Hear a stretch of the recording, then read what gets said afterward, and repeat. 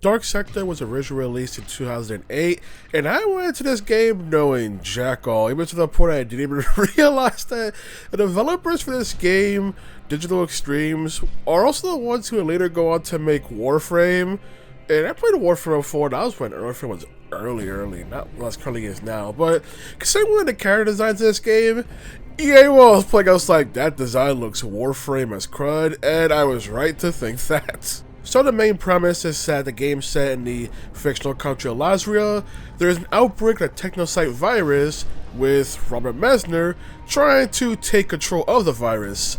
Hayden is set in by the CIA in order to pretty much stop the virus, but also take out Mensik in the process before things get worse. But while doing so, Hayden ends up getting infected with the virus himself and ends up getting a new ability, which is the Glaive, which will be the main gameplay of this game, but for now is the result of the infection Hayden has.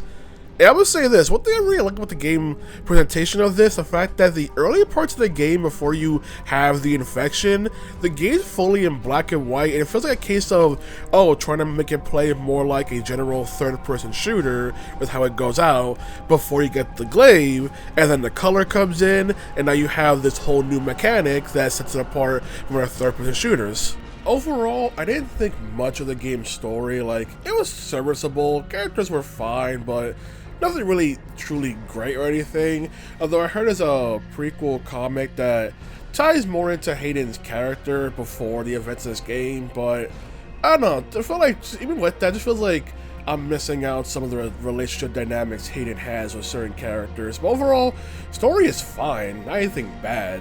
Just wish there's a bit more, especially in the end, because once you beat the final boss, the game just abruptly stops. Like, I get the game is technically over, I'm like, damn, not even a bit epilogue or closure or anything, just, okay, we're done here, show's over, move on.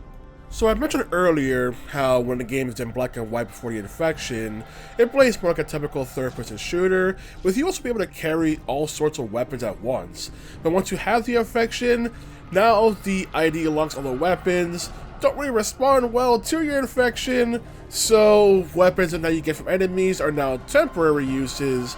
Instead, you can buy permanent weapons, but man, weapons in this game are so freaking expensive, and you have to find the black market, and the black market can just be wherever the F it wants to be, and sometimes you may even find it for whole chapters. It's just, that aspect just feels weird with buying permanent weapons. But for temporary weapons, I like that aspect because it keeps the idea of trying to constantly scavenge more weapons on the battlefield, especially with the Glaive and the abilities it gives you. So it is pretty cool. Also the fact that the Glaive can be used to pull weapons towards you as well, although it's kind of awkward to use, much like a lot of things in this game that I'll explain. So the Glaive has the ability to do stuff like stun enemies, and later it keeps getting upgraded as the story goes on automatically, such as what I love is the power throw, which you can use it to just pretty much completely shred through enemies, a way more powerful throw. And I like the fact that it's not a charge move, it's instead a timing based thing, which makes it more difficult to do under pressure, but I like that kind of thing where you know the timing, you can figure out and do it, and that's pretty cool. You can also use, like I said before, to pull weapons towards you, but this is very finicky because the game can just lock onto something and then just not work, because sometimes it'll try and follow, you know, the physics of the environment and we just bounce off the ground in the environment and do nothing, or sometimes it'll ignore all logic of physics and will just take that weapon to you, which is pretty cool. But like I said, it's a kind of a crapshoot whether or not that actually works. You also have the movement controls that, listen, I know this game came out in 2008, but by God, its movement's so awkward. You can barely change the direction while running. Trying to go into cover and out of cover is completely awkward since a lot of things use the same button. Trying to get out of cover and dodge and freaking get out of cover is all the same button. So you can be trying to dodge only for Hayden to go into cover. You can be trying to get out of cover only for Hayden to just go to another piece of cover. And it's just so awkward and finicky. And the weird part is you can blind fire while standing up and moving, but you can't blind fire from behind cover, which, you know, is the point where you would want to blind fire. On top of the fact that you can't use the Glaive you can't blind throw the glaive from cover. You can have to pop out of cover and then aim and throw the glaive. But there's sometimes I want to use the glaive from cover casually because enemies are coming. I need to buy some time, but you can't do that, which just feels completely weird how the game handles this whole entire aspect of gameplay. It just feels so awkward. You also have melee attacks that I feel like should be way more powerful, especially since you have the glaive.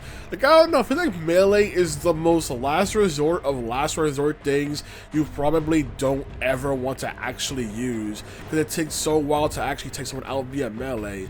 You can stun people with the glaive and go for an instant finisher, but it just feels weird how just smacking people feels like I should do a lot more if I'm now have the Technocyte virus and I have this glaive and I'm supposed to be more powerful than a regular human being. But the melee combat, nope, enemies can freaking annihilate you with shields. Shields are the most powerful things in this universe, apparently. One thing I find interesting is the game's lack of UI. Like, aside from an ammo counter, there's no UI on the screen, none for your health or anything. And it also took me a while to realize that the UI, or at least how the game tries to get the message of certain abilities you have that use a cooldown, is actually through the marking on Hayden's arm. Like, if he has like no glow on his arm, and you can't use certain abilities you get later in the game, like a shield, but if it is glowing, then you have access to it, with Hayden generally having 3 charges for this kind of abilities.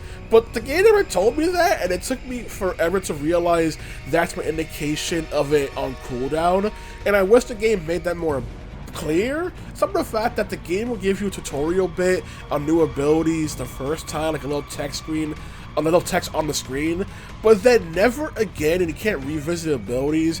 And there's one ability I didn't know how to use. It's the game never gave me a chance to review how it works. I just spent the whole game just not using it because I didn't know how to use it properly. One thing that's really cool is that you can use the glaive to get elemental affinity on it, like generally mostly fire, electricity, and then later ice. It just led to the fact that although it's mostly used for puzzles, you can use it on enemies to find them way faster and more efficient, which is a super cool thing to do. But despite all the abilities the glaive has, it still feels like just shooting people is always the best option, especially when you have a weapon from the black market. Then just killing people with a gun is the best thing you can do. Which just feels weird how this feels like a third-person shooter trying to add a new mechanic, a new thing, with the glaive being a big emphasis on the gameplay, even down to the fact that you can only use the glaive when you are using a pistol, because that's when Hayden has his right arm out for the glaive. But it feels like despite all this stuff with the glaive, the best option is still just hiding behind cover and shooting people, which kind of feels counterproductive to what the game's going for. This whole new way to do a third-person shooter, whole new mechanic, and still feel like playing like a normal third-person shooter is the best way to go about it. Especially the fact that when it comes to so many enemies, hide behind cover is the best option because Hayden still dies as fast as he does before he had the infection. So it just feels weird how, I gotta say this was akin to like the game Crisis, where despite having a big power suit, you die faster than someone like Nathan Drake in the Uncharted series, who's just a regular dude. And it just feels weird how emphasizing the Technocyte virus, emphasizing how it makes you more powerful, but I still feel like I die as fast as a regular person, which makes all the new abilities more of a, do I really want to try and concentrate, do a power throw, or is it going to use the gun as a lot more safer and a more reliable option? And it's like, I'm going to go with the gun. Another issue I have with the game is that there can be points where trying to figure out where to go next isn't exactly clear. Like, it's going to have the best way of directing the player where to go. And there's one instance where I kept running around for like 5 to 10 minutes trying to figure out where to go next, only to end up looking it up, and it looked like I was not the only one who was lost there, because even the video in question had the biggest spike on the one segment that I was missing out of progress. So there are times where you may not know where to go forward, which I feel like is an issue, especially since you need better direction, putting the game in proper place.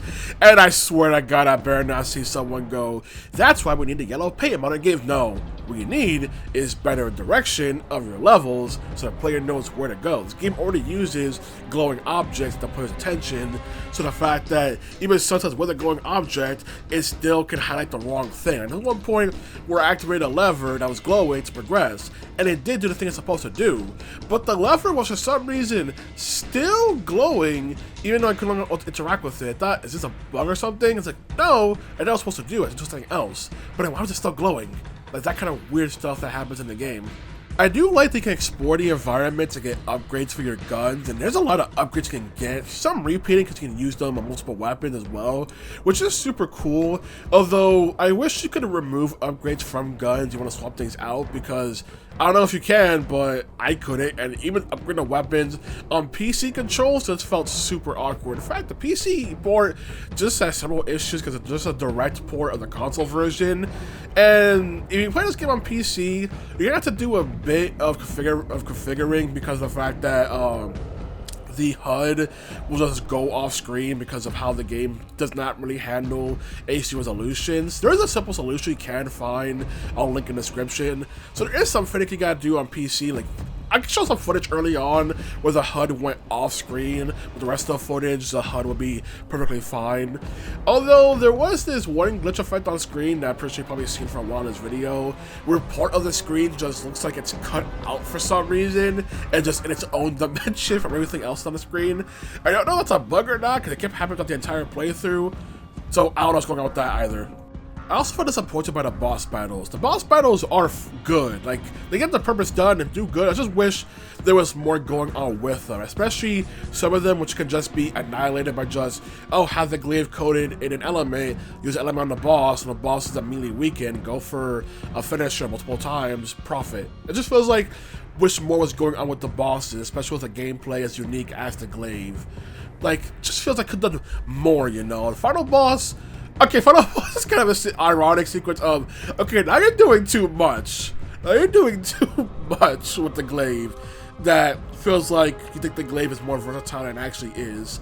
So, I wish they found some good middle ground with the whole entire mechanic. Most of the game you're fighting other soldiers with guns, and like I said, there's so many of them, it can feel overwhelming if the best option is, oh, just use my gun to fire back at them and use the glaive. But there are points, like I said, we fight other affected people who do act way more zombie-like, and that whole entire sequence, it's fine, but it feels way easier having the guns with the guns, like, because numbers isn't an issue because you're always having way more numbers of people coming after you no matter what. So for the zombie sections, it's supposed to be more difficult because, oh, they're more melee focused and way more of them, but they die way faster than the soldiers. The harder part is when both of them get thrown at you at once, because while the two enemy factions will go after each other, they'll also sometimes cooperate and beat your ass. So there is that whole entire awkward instance when it comes to trying to have both infected people and the soldiers come after you at once. That whole aspect where it feels like, okay, sometimes they can just double team on you, or sometimes you'll double team on them. Overall, I like Dark Sector. The glaive mechanic is fun, adds a cool spin on the third-person shooter, but it's getting a refinement. That's the main word for this game. Controls need a refining because they're so awkward. PC port definitely needed refining, and the story could have used more tweaks as well, but overall it is a good game. It just needed more, like I said, needed to be done better. The glaive could be a cool, way better mechanic if it had more to it and wasn't at sometimes awkward and unresponsive. The controls need to be better because I swear I'll die a lot of times because just trying to get a cover can be a pain sometimes because the controls may not work properly, but that's basically what needed to be done better. Considering the fact that Digital Extremes has not forgotten Dark Sector, even to the point where I believe Nemesis's armor and everything is actually something you can get in Warframe as a freaking suit, so that's pretty cool. I believe that recently Digital Extreme got the rights back to Dark Sector, can now do more with it. So couldn't have forgotten about Dark Sector, but yeah, could have gotten more for this game. Needed more refining, and I wish they do something more with it because what they have is a super cool thing, even though they now have the other super cool thing, Warframe, as well. But that's what I wish. We could see more refining, could be done better. This is a good game, but it could be even greater, and that's what I like to see. The potential in this is so huge.